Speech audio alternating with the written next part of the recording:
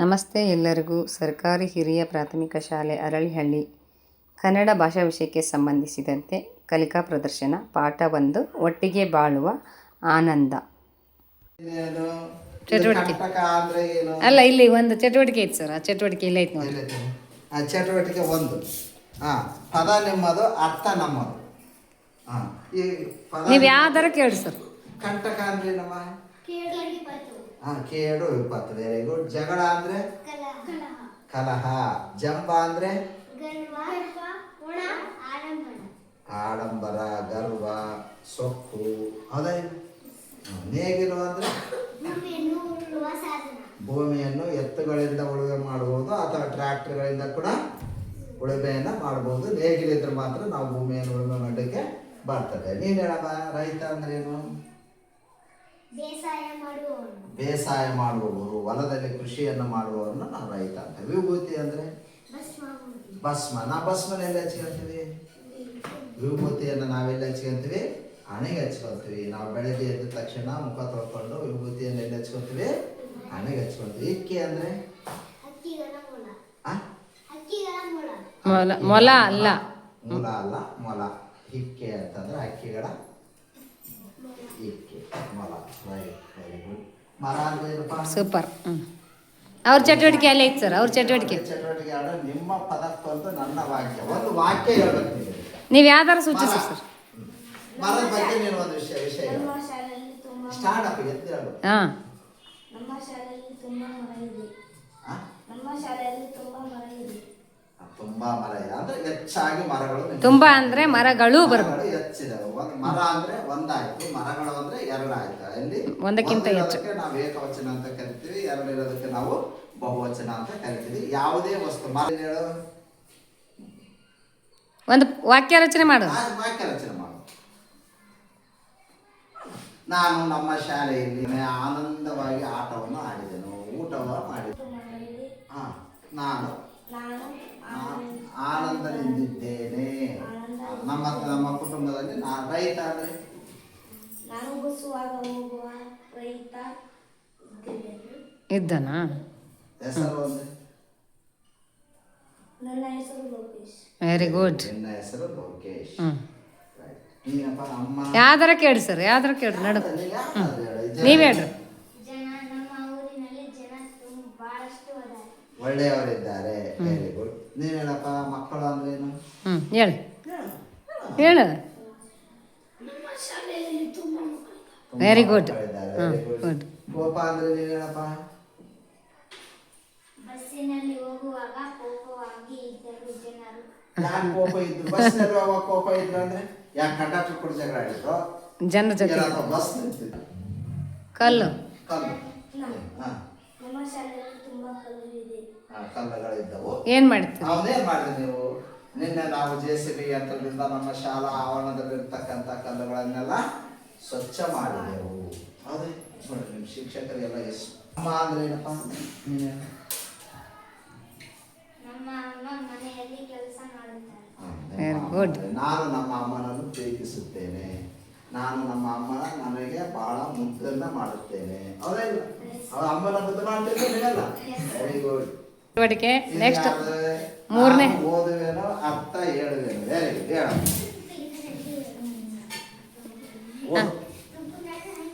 ಅಮ್ಮನ ಮರ, ಅಮ್ಮನ ಕಲ್ಲು ಎಂದು ಊರಿನ ಜನಗಳು ಅವುಗಳ ತಂಟೆಗೆ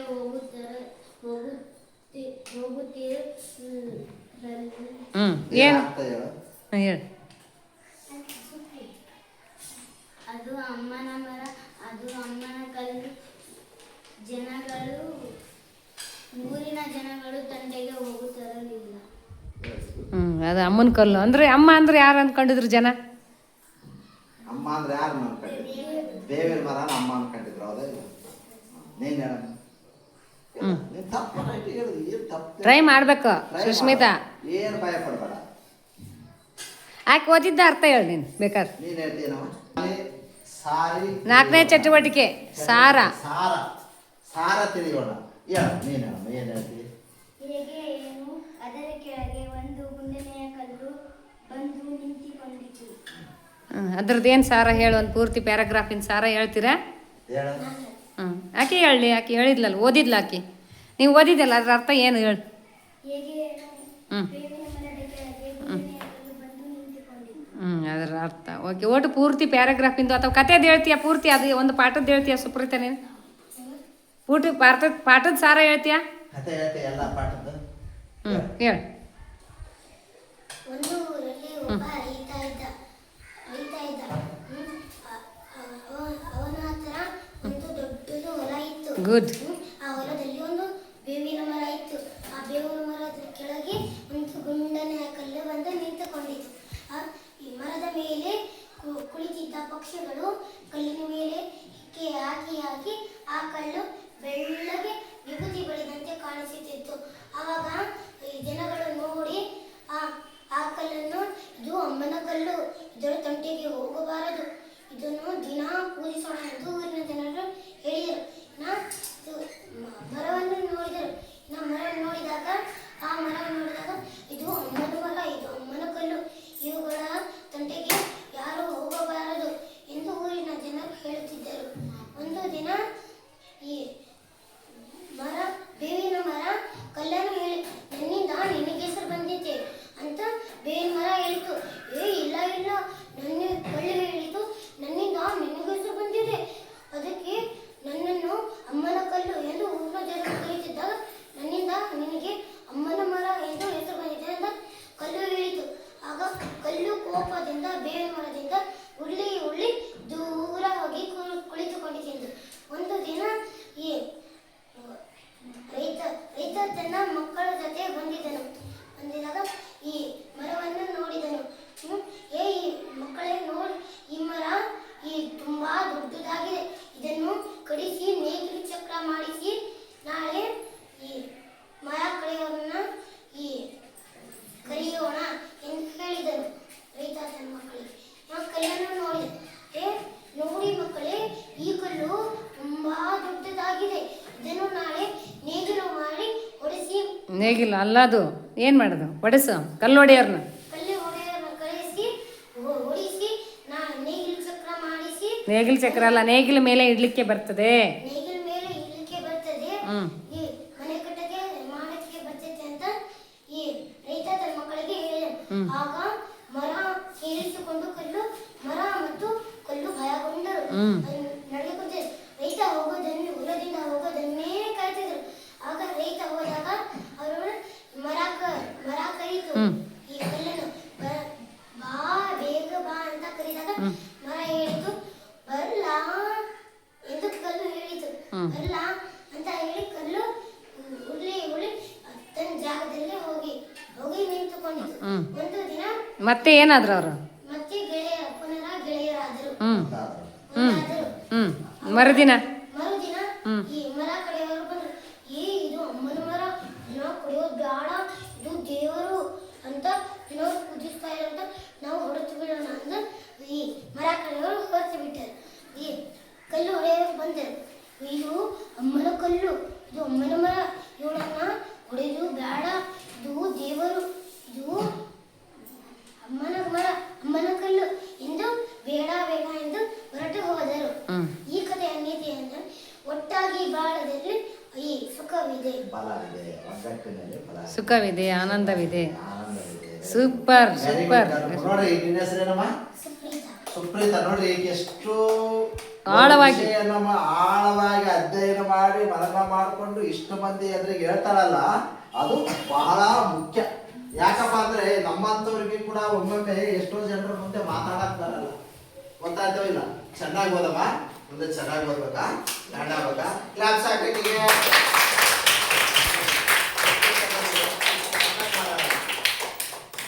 ನೈಸ್, ಸೂಪರ್. ಈಗ ಇನ್ನೊಂದು ಇದಕ್ಕೆ ಬರೋಣ, ಚಟುವಟಿಕೆ. ಸರಿ ತಪ್ಪನ್ನ ಗುರುತಿಸಿ ಹೇಳ್ತಾರಂತೆ. ಇವಾಗ ಏನ್ ಹೇಳ್ರಪ್ಪ? ನೀವು ಓದಿ ಹೇಳಿ ಸರ್. ಆ ಚೀಟಿ ನೀವು ಅಲ್ಲ ಸರ್, ನೀವು ಚೀಟಿ ಹೇಳಿ. ಮರ ಮತ್ತು ಕಲ್ಲು ಕಂಟಕದಿಂದ ಪಾರಾದವು. ಸರಿಯಾ ತಪ್ಪ? ನೀನೆ ಬೇವಿನ ಮರ ಮತ್ತು ಕಲ್ಲು ಕಂಟಕದಿಂದ. ಸರಿನೇ ತಪ್ಪ? ಸರಿ ಹೇಳು. ಎಲ್ಲರೂ ಒಟ್ಟಾಗಿ ಬಾಳಿದರೆ ಎಲ್ಲರೂ ಸುಖವಾಗಿರಬಹುದು. ಸರಿನೇ ತಪ್ಪ ವಿಷ್ಣು? ಹೇಳು. Very good. ಮರ ಮತ್ತು ಕಲ್ಲು ಎರಡೂ ಖುಷಿಯಿಂದ ನಡಗುತ್ತಿದ್ದವು. ತಪ್ಪು. ಹೆಂಗ್ ನಡ್ಕಕತ್ತಿದ್ವಪ್ಪ ವಿಷ್ಣು ನಾವು? ಯಾವ್ದಕ್ಕೆ ನಡುತ್ತೆ? ಹಾಂ, ವೆರಿ ಗುಡ್. ಹೆಂಗ್ ನಡ್ತಾ ಇದ್ವು? ಭಯದಿಂದ. Very good. ಹಾಂ, ಇದು ಅಮ್ಮನ ಕಲ್ಲು ಒಡೆಯುವುದು ಬೇಡ. ಸರಿಯೋ ತಪ್ಪು? ಸರಿ, ವೆರಿ ಗುಡ್. ಮಾವಿನ ಮರವನ್ನು ಜನರು ಅಮ್ಮನ ಮರ ಎಂದು ಕರೆಯುತ್ತಿದ್ದರು. ಕರೆಕ್ಟಾ? ಸರಿನಾ ತಪ್ಪ? ತಪ್ಪ?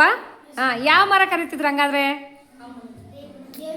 Very good. ಏನು ಬೇವಿನ ಮರವನ್ನು ಏನಂತ ಕರಿತಿದ್ರು ಜನ? Very good, super. ಹಾಂ ಹೊಲವನ್ನು ಉಳಲು ವ್ಯಾಪಾರಿ ತನ್ನ ಮಕ್ಕಳ ಜೊತೆಗೆ ಬಂದನು. ಹಾಂ, ಯಾರು ಬಂದರು? ಯಾರು ಬಂದ? ಹಾಂ, ಹೇಳ, ಅದನ್ನ ಪೂರ್ತಿ ಹೇಳಪ್ಪ. ಹೊಲವನ್ನು ಹೊಲವನ್ನು ಉಳಲು ರೈತ ತನ್ನ ಮಕ್ಕಳ ಜೊತೆಗೆ ಬಂದನು. Good, very good. ಹಾಂ, ಬೇವಿನ ಮರ ಮತ್ತು ಕಲ್ಲು ಮತ್ತೆ ಸ್ನೇಹಿತರಾದವು. ಸರಿಯೋ ತಪ್ಪು? ಸರಿ, ವೆರಿ ಗುಡ್. ಬೇವಿನ ಮರ ಮತ್ತು ಕಲ್ಲಿಗೆ ಜಂಬ ಬಂದಿರಲಿಲ್ಲ. ತಪ್ಪು. ಏನು ಬಂದಿತ್ತು ಹಂಗಾದ್ರೆ? ಏನ್ ಬಂದಿಲ್ಲ? Very good, correct. ಹಾಂ, ಸೂಪರ್. Very good. ಹಾಂ, ಇವಾಗ ನಿಮ್ಮ ನೀಟಾಗಿ- ಪ್ರಶ್ನೆಗೆ ನನ್ನ ಉತ್ತರ. ಗುಂಡನೆಯ ಕಲ್ಲು ಎಲ್ಲಿತ್ತು? ಯಾರು ಹೇಳ್ತೀರಿ? ಹಾಂ, ಹೇಳು. ಗುಡ್. ಬೇವಿನ ಮರದ ಕೆಳಗೆ ಇತ್ತು. ಹ್ಮ್. ಬೇವಿನ ಮರವನ್ನು ಜನ ಏನಂತ ಕರೆಯುತ್ತಿದ್ದರು? ಎದ್ದೆತ್ಕೊಂಡು ಹೇಳು. ಅಕ್ಷತ ಹೇಳ್ತಾಳೆ, ಅಕ್ಷತ. ಅಮ್ಮನ ಕಲ್ಲು. ಬೇವಿನ ಮರ. ಹಾಂ, ಬೇವಿನ ಮರವನ್ನು ಜನ ಏನಂತ ಕರೆಯುತ್ತಿದ್ದರು? ಅಮ್ಮನ ಮರ ಅಂತ ಕರೆಯುತ್ತಿದ್ದರು, ಕಲ್ಲಲ್ಲ, ಶಿರ. ಜಂಬದಿಂದ ಬೇವಿನ ಮರ ಅಮ್ಮನ ಕಲ್ಲಿಗೆ ಏನಂತ ಹೇಳಿತು? ಹೇಳ್ರಿ, ಹ್ಞೂ, ಹೇಳು ಅಖಿಲ, ಹೇಳು. ಜಂಬದಿಂದ ಹ್ಞೂ, ಹೇಳ. ಅವ್ರು ಅಲ್ಲಿ ಹೇಳ್ತಾಳೆ, ಅಕ್ಕಿ ಹೇಳ್ತಾಳೆ. ಕರೆಕ್ಟ್. Very good. ಹಾಂ, ನನ್ನಿಂದ ನಿನಗೆ ಹೆಸರು ಬಂದೈತೆ ಅಂತ ಯಾರು ಹೇಳಿದ್ರು? ಅಮ್ಮನ ಕಲ್ಲು ಯಾರಿಗೆ ಹೇಳ್ತು? ಅಮ್ಮನ ಮರಕ್ಕೆ. ಆಮೇಲೆ ಅಮ್ಮನ ಮರ ಏನು ಹೇಳ್ತತಿ? ಇಲ್ಲ ಇಲ್ಲ. Very good, super. ಹ್ಞೂ, ಜಂಬದಿಂದ ಹೇಳ್ತು. ಹೆಂಗೆ ಹೇಳ್ತು? ಜಂಬದಿಂದ ಹೇಳ್ತು. ಓಕೆ. ಮರ ಕಡಿಯುವವರು ಏನೆಂದು ಹೇಳಿ ಹೊರಟು ಹೋದರು. ಹೇಳು ಅಖಿಲ, ಎದ್ದೇಳ ಮೇಲೆ ಸ್ಟ್ಯಾಂಡ್ ಅಪ್. ಅಖಿಲ ಹೇಳ್ತಾವ.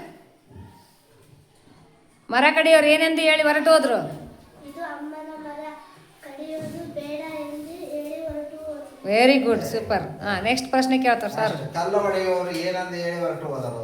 ಕಲ್ಲು ಒಡೆಯುವರು ಇದು ಅಮ್ಮನ ಕಲ್ಲು ಒಡೆಯೋದು ಬೇಡ ಎಂದು ಹೇಳಿ ಹೊರಟು ಹೋದರು. ಅಮ್ಮನ ಕಲ್ಲು ಹ್ಞೂ, ಅಂತಂದು ಹೇಳಿ ಹೊಡೆಯೋದು ಬೇಡ ಅಂತಂದೇಳಿ ಹೊರಟು ಹೋತಾರ. ಕಲ್ಲು ಕೋಪದಿಂದ ಏನು ಮಾಡಿತು? ಕಲ್ಲು ಕೋಪದಿಂದ ಉರುಳಿ ಉರುಳಿ ಬೇವಿನ ಮರದಿಂದ ದೂರ ಹೋಗಿ ನಿಂತುಕೊಂಡಿತು. ದೂರವಾಗಿ ನಿಂತ್ಕೊಂಡಿತ್ತು. ಇದರಿಂದ ನಮಗೇನಾಯ್ತು? ಏನ್ ಅರ್ಥ ತಿಳಿಯುತ್ತೆ? ದೂರ ದೂರ ಹೋದ್ರಲ್ಲ ಇದು, ಇದರಿಂದ ಏನ್ ಅರ್ಥ ತಿಳಿಯುತ್ತೆ ಅಂದ್ರೆ? ಹಾಂ, ಏನು ದೂರ ಹೋಗೋದ್ರಿಂದ ಏನಾಯ್ತು? ಹೇಳ್ರಿ.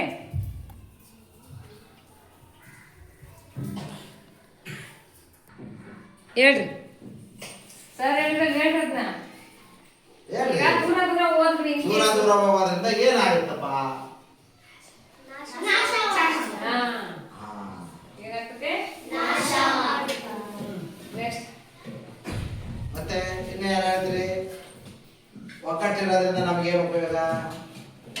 ಏನ್ ಲಾಭ ಐತಿ ಒಗ್ಗಟ್ಟಿದ್ರೆ? ಒಗ್ಗಟ್ಟಿದ್ರೆ ನಮ್ಗೇನ್ ಲಾಭ ಇದೆ? ಹೇಳ್ಬೋದಾ? ಕೈಯೇ ಕಟ್ಟೋದ್ ಬೇಡ, ಆರಾಮ್ಸೆ ಹೇಳ್ರಿ. ಒಗ್ಗಟ್ಟಿನಿಂದ ಇದ್ರೆ ಏನ್ ಲಾಭಗಳಿದಾವ ಅದರಿಂದ? ಹೇಳ್ಬೇಕು, ಎಲ್ಲರೂ ಹೇಳ್ಬೇಕು. ಜಾಡ್ರ ಆಗ್ಬೇಕು, ಹೇಳಲ್ಲ. ಹೇಳಮ್ಮ ಸುಪ್ರೀತಾ, ಹೇಳ. ಒಗ್ಗಟ್ಟಿದ್ರೆ ಏನಿದೆ ನಮ್ಮ ಹತ್ರ? ಒಗ್ಗಟ್ಟಿನಿದ್ರೆ ಇದ್ರೆ ಏನ್ ಲಾಭಗಳಿವೆ? ಲಾಭಗಳು ಬೇರೆಯವ್ರು ನಮ್ಮನ್ನ ಬುತ್ತಿಗೆ ಹಾಕಲ್ಲ. ಒಂದನೇದು ಅದೇ. ಮತ್ತೇನಾಗಿರ್ಬೋದು? ಜಗಳ ಜಗಳಕ್ಕೆ ಯಾರು ಬರಲ್ಲ. ನೆಕ್ಸ್ಟ್ ಏನ್ ಅಲ್ಲಿ ಏನೈತಿ? ಆನಂದ ಅಂತ ಏನೈತಿ? ಹೇಗಿರ್ಬೋದು? ಒಳ್ಗಟ್ಟಾಗಿದ್ರೆ ಒಗ್ಗಟ್ಟಿನಲ್ಲಿ ಬಲವಿದೆ. ಆನಂದವಾಗಿರ್ಬೋದು. ಬಲವಿದೆ. ಕರೆಕ್ಟ್. ಎಲ್ಲರೂ ಒಗ್ಗಟ್ಟಾಗಿದ್ರೆ ಏನಾಗಿರ್ಬೋದು? ಆನಂದವಾಗಿರ್ಬೋದು. ಹೌದಲ್ಲ? ನಮ್ಮನ್ನು ಯಾರು ನಾಶ ಮಾಡಿಲ್ಲ. ನಮ್ಮನ್ನ ಯಾರೋ ಬುತ್ತಿಗೆ ಹಾಕಲ್ಲ. ಹಾಕಲ್ಲ. ಆಗಲ್ಲ. ಹೌದಾ ಇಲ್ಲ? ನೋಕೆ ಹಾಕ್ತಾರ? ಇಲ್ಲ. ಹಾ. ಈಗ ಅರ್ಥ ಆಯ್ತಾ? ಎಲ್ಲ ಪಾಠದ ಅರ್ಥ, ಎಲ್ಲ ಚಟುವಟಿಕೆಗಳು ನೋಡಿ, ಆ ಒಂದು ಪಾಠ ಒಟ್ಟಿಗೆ ಬಾಳುವ ಆನಂದ ಅಂತ ಎಷ್ಟೊಂದು ಅರ್ಥವನ್ನು ಕೊಟ್ಟಂತೆ ನೋಡಿ. ಒಂದೇ ಪಾಠ ಸಾಕು, ನಾವು ನಮ್ಮ ಜೀವನವನ್ನು ತಿದ್ದುಕೊಳ್ಳೋದು. ಇದೊಂದೇ ಪಾಠ ಸಾಕು. ಗೊತ್ತಾಯ್ತೋ ಇಲ್ಲ? ಆದ್ರೆ ಇನ್ನು ಕಲಿಬೇಕು. ನಿತ್ಯ ಶಿಕ್ಷಣ ಅನ್ನೋದು ನಿಂತ ನೀರಲ್ಲ, ಹರಿಯುತ್ತಿರುವಂತ ನೀರು. ಆದ್ರೆ ಪ್ರತಿಯೊಂದು ವಿಷಯವನ್ನು ನಮ್ಮ ಶಿಕ್ಷಕರು ಏನ್ ಹೇಳ್ಕೊಡ್ತಾರೆ, ಏನ್ ಮಾಡ್ತಾರೆ, ಏನ್ ಕೇಳ್ತಾರೆ ಅದನ್ನ ಇವತ್ತು ಕಲ್ತ್ಕೋಬೇಕು. ನಾಳೆ ನಾವು ಮತ್ತೆ ಪುನಃ ಬಂದು ಒಪ್ಪಿಸ್ಬೇಕು. ಶಿಕ್ಷಕರಿಗೆ ಗೌರವ ಕೊಡ್ಬೇಕು, ಶಿಕ್ಷಕರು ಹೇಳಿದ ಮಾತನ್ನ ಕೇಳ್ಬೇಕು. ನಾವು ಶಿಸ್ತಾಗಿ ಶಾಲೆಗೆ ಬರ್ಬೇಕು. ಹೌದಾ ಇಲ್ಲ? ನೀವು ಶಾಲೆಗೆ ಬರ್ಬೇಕು. ನೋಡ್ರಿ, ಇಂಥ ಒಂದು ಸಣ್ಣ ಶಾಲೆ ಒಳಗೆ ಇಂಥ ಒಂದು ಉತ್ತಮವಾಗಿರ್ತಕ್ಕಂಥ ಶಿಕ್ಷಕರು ಅವರು ರಾಜ್ಯ ಪ್ರಶಸ್ತಿ ವಿಜೇತರವರು, ಗೊತ್ತಾಯ್ತವ ಇಲ್ಲ? ಅವ್ರಿಗೆ ರಾಜ್ಯಪಾಲರು ಕೂಡ ಸನ್ಮಾನ ಮಾಡಿದ್ದಾರೆ. ಅಂತಹ ಶಿಕ್ಷಕರು ನಿಮ್ಮಲ್ಲೇ ಇದ್ದಾರೆ ಅಂದ್ರೆ ನೀವು ನಿಮ್ಮದ ಒಂದು ದೊಡ್ಡ ಮಹಾಪುಣ್ಯ, ಗೊತ್ತಾಯ್ತವ ಇಲ್ಲ? ಎಲ್ಲಾ ಶಾಲೆಗಳಾಗೂ ಇರ್ತಾರೆ, ಎಲ್ಲರಲ್ಲೂ ಮೇಷ್ಟ್ರು ಇರ್ತಾರೆ, ಆದ್ರೆ ಯಾರು ಇದರಲ್ಲೇ ಕೂಡಿ ಇದ್ರ ಬಹಳ ಶ್ರಮ ಪಟ್ಟು ನಿಮಗೆ ಈ ಒಂದು ಪಾಠದ ಸಾರಾಂಶವನ್ನೆಲ್ಲ ಪ್ರಾರಂಭ ಮಾಡ್ಯಾರ. ಅದು ಮಕ್ಕಳ ಒಂದು ಜ್ಞಾನದೊಳಗೆ ತುಂಬ್ಯಾರಲ್ಲ, ಅದಕ್ಕೆ ಬಹಳ ಮೆಚ್ಕೋಬೇಕಾಗ. ನಾವು ನಮಗೆ ಒಂದು ಹೊಸ ಪಾಠ ಓದ್ಬಿಟ್ರೆ ಆ ಪಾಠದ ಅರ್ಥ ನಮಗೆ ಆಗುತ್ತೆ, ಅದು ಬೇರೆ. ಆದ್ರೆ ಆ ಒಂದು ಶಿಕ್ಷಕರು ಮಕ್ಕಳ ಮನಸ್ಸಿನಲ್ಲಿ ಬರುವಂತೆ ಪ್ರೇರೇಪಣೆ ಮಾಡಿ ಪಾಠವನ್ನು ಮಾಡಿ ಇದಕ್ಕೆ ಅರ್ಥವನ್ನು ಬರುವಂತೆ ಸೂಚಿಸಾರಲ್ಲ, ಅದಕ್ಕೆ ಬಹಳ ಗ್ರೇಟ್ ಆಗಿ ನಾವು ಮೆಚ್ಕೋಬೇಕು. ಗೊತ್ತಾಯ್ತು ಇಲ್ಲ? ನೀವು ಕೂಡ ಮುಂದೆ ಚೆನ್ನಾಗಿ ಓದ್ರಿ, ಒಳ್ಳೆಯ ನಾಗರಿಕರಾಗ್ರಿ, ಒಳ್ಳೆಯ ವಿದ್ಯಾಭ್ಯಾಸವನ್ನು ಮಾಡಿ ಒಂದು ಉನ್ನತ ಹುದ್ದೆಗೆ ಹೋಗ್ರಿ. ದೇವರು ನಿಮ್ಮೆಲ್ಲವನ್ನು ಕೊಡ್ಲಿ. ಸರ್ ಅವರು ಎಲ್ಲರೂ ಬರ್ಬೇಕು ಶಾಲೆಗೆ. ಮನೆಗೆ ಇದ್ದೇನು ಮಾಡ್ತೀರಪ್ಪ?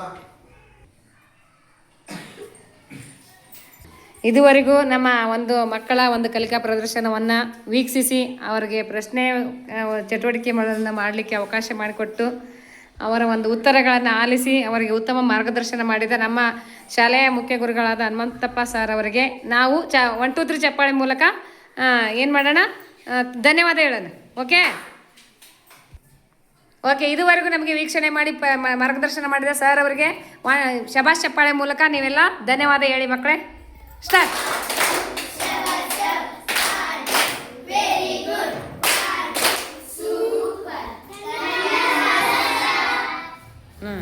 ಈಗ ಎಲ್ಲ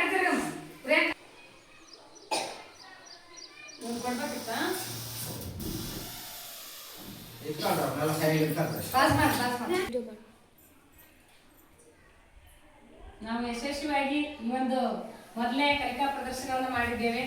5ನೇ ತರಗತಿಯ ಕನ್ನಡ ಭಾಷೆಗೆ ಸಂಬಂಧಿಸಿದಂತೆ ಪಾಠ 1ರ ಯಾವ ಪಾಠ ಅದು?